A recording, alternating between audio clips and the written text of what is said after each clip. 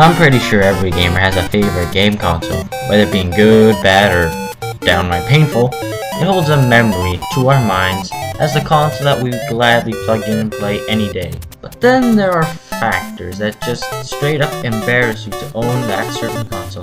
It's no doubt that every console has at least one flaw in it, and at least a redeeming factor to whether a good console or bad. And today I'm going to count down the 5 good and bad things of my favorite console ever, the Nintendo 64. 5. Going with cartridges.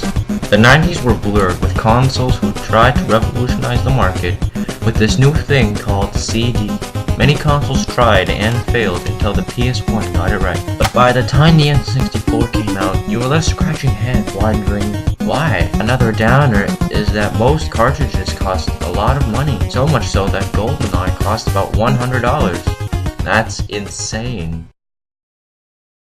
4. Delays.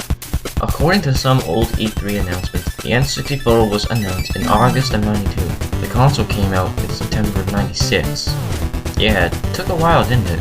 The delay caused many problems for Nintendo, such as forcing to release rather under-average console.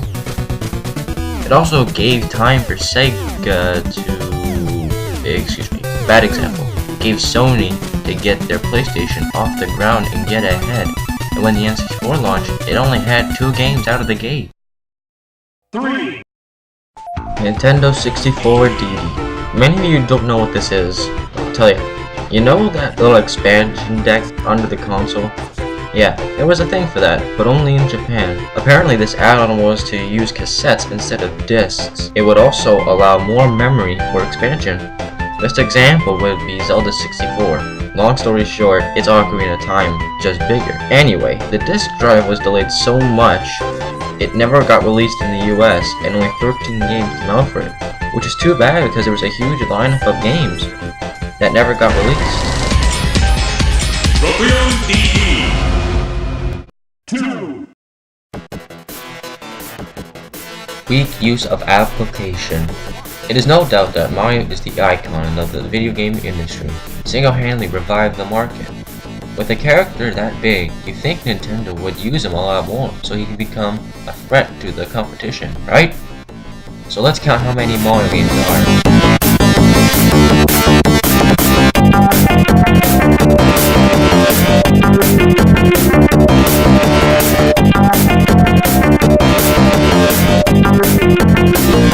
That's all Mario games on N64. That's pathetic, and most of the Mario games are great, but they're few and far between. How about Pokemon? Every kid in the 90s loved these. They could easily make great 3 games off of this. But nope, we got Snap and Puzzle League. 1.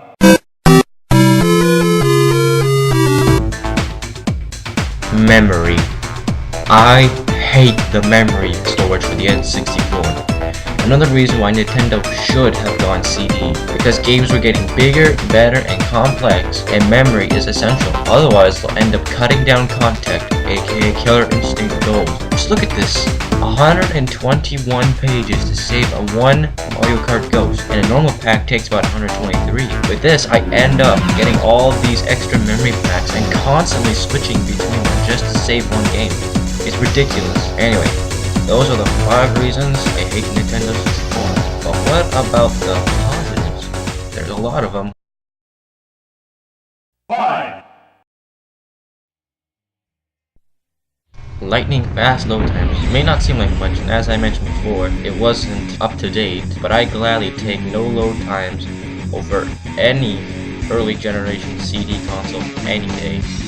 If this didn't use cartridge, we would have had load times like this.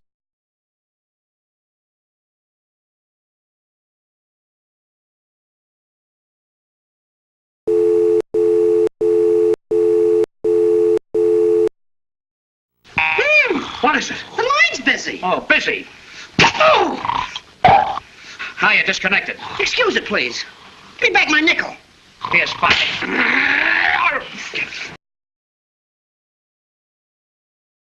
4. innovation. With the evolution of 3D games, you need one gadget to control all of it, and we are welcome to the joystick. Now, not only can you move in full 360, you can now adjust the force's speed and how fast you want to move depending on the amount of force used. Then there's the peripherals. First is the rumble. This is the Rumble Pack. The big reason why Star Fox 64 is the coolest cinematic gaming experience there is. It's designed with a force feedback device that lets players feel the game.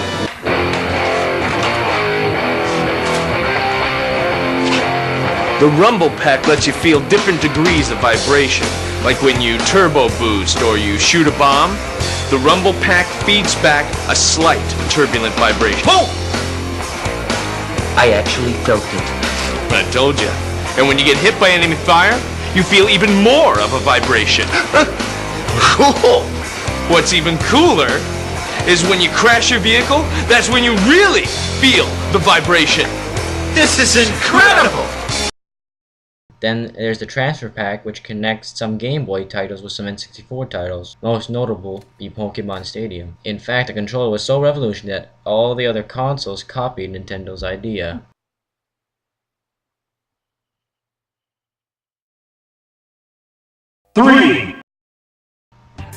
Real 3D. Now, many other game consoles have come close to mastering the 3D elements, but I think there's no perfect attempt at Super Mario 64. Full immersive worlds, full 360 camera, and total control of everything you do. That's the benchmark. 2, Party games. Well, what do you say, guys? You into a little multiplayer action? This is the reason why Nintendo 64 is called a fun machine. It had 4 built-in ports right on the front, and it was used to its extent. Now you can play such great multiplayer games such as GoldenEye, Mario Party, Bad Fur Day, Battle Tanks, and so much more.